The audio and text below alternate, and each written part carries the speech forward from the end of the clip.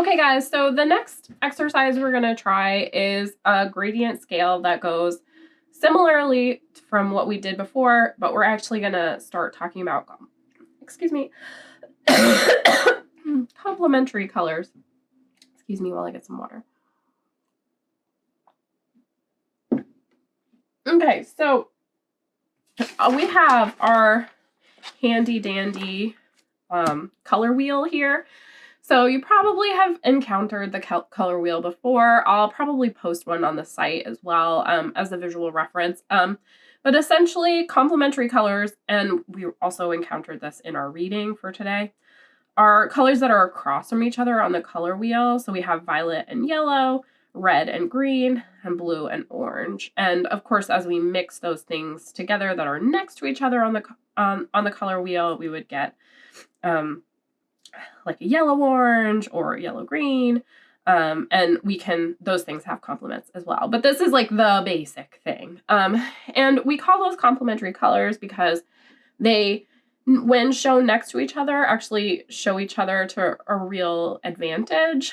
But when they are mixed together, they tend to dampen one another. So if we were to mix that violet and yellow together, we would actually get a sort of mud color. So everything as it sort of approaches the center of the color wheel gets this kind of muddy color. But that can be really helpful in color mixing, because if you're finding that you are working with a tone that just seems like it's too vibrant, mixing in the complement can be a really good way of just I call it like muting the color slightly. Okay.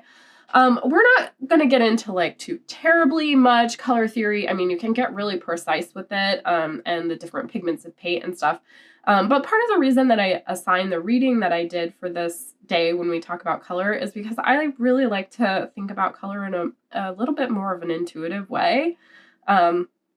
And sort of just get a feel for the palette that I'm working with and what's feeling right, and just sort of like testing things out. So as I'm mixing colors, I'm always working with an extra piece of paper where I'm testing things out and then just going back and trying some more. So the first thing that I'm going to do for my gradient, my complementary gradient, is there's a couple of things that I could do here. So if I want to work with blue and orange, which are across from each other, complementary colors, I see that I don't have an orange in my palette here. So what I'm going to have to do is mix up one, which is exciting. Yay.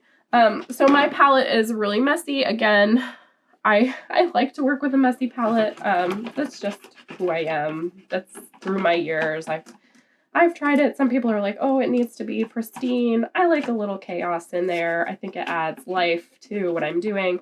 But probably as we are mixing colors and trying to be a little bit more precise, we want to deal with something that is a little cleaner. That way we're not getting like mud into what we're doing. So I'll just clean off a section of my palette using a wet tissue. And go back in there. And I'm going to mix up a little orange. So I'm going to start with yellow, of course. And give myself just a nice little pot here. So yellow is easily overpowered by other things. So I notice I don't have like a true red. My red is missing. So I'm just gonna see what I can get here. Try to get myself to a decent orange kind of color. And just make sure that I have mixed up enough of that to do a little gradient scale here. Okay, so there are a couple of different ways if you're doing a gradient scale that you can work. Watercolor is really beautiful when layered over itself. You want to be careful that whatever you're doing has had time to dry. So you can tell if something's dry by looking at your page, and if it seems at all shiny when you pick it up, which this one looks like it has dried pretty much, that's a way that you know that it's wet. The other thing that you can do is just feel a little bit with your finger, and this feels cool to the touch with the side of my finger, and that tells me that it's still got a little bit of moisture in it. as I'm working over top of watercolor that's already on the page, I need to know that it's not fast, so it's actually going to pick up on my brush if I go on top of it again. So just something to be aware of. If I'm getting in there too many times with my brush, it's going to actually just pick up the existing pigment.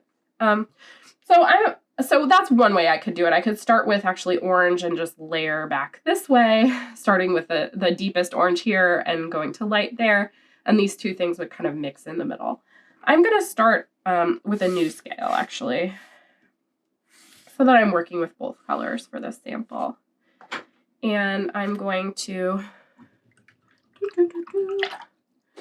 again, I'm just going to get my page a little wet, and that way I will have a more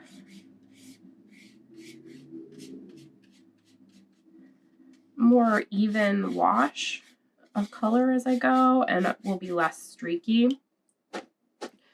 And then I'm going to pick up some of my orange and start at this side. And there, oh my goodness, you can see my lotion fingerprints. Like the parts where the pigment is kind of beating up, that's because I've touched it with my lotioned hands. Shame on me. Okay, but now I'm going to start actually just adding in some of that blue to show you what that muddy, bluey complement is going to give me. And I really could be trying to get this much more saturated, actually, in an ideal world. The biggest problem that I see, again, with beginning watercolorists is that they really seem afraid of the pigment. For some reason, there's a tentativeness, which is why I think it's really good for us to start with something like this it's pretty low stakes, guys. It doesn't matter if you don't do it perfectly, right? Don't be afraid. Make mistakes. And then I'm going to use gravity again to help me with that gradient.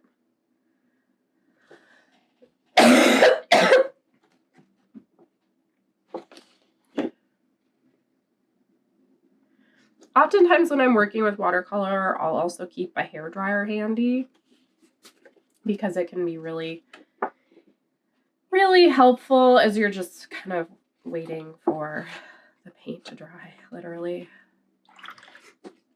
Also, just a couple of like problem solving here, troubleshooting. If you're seeing like big kind of like blossoms in your watercolor as it's drying, that's because you have too much water on your brush or on the page. That water sits on the page and pools, and then it causes this sort of like ring to form around where it's landed. I haven't gotten anything too bad like that yet, but I can kind of do one on purpose and show you, or you might encounter that in your work. And again, if your color is looking streaky, that's likely because your page wasn't wet enough as you were working on it. Okay, great.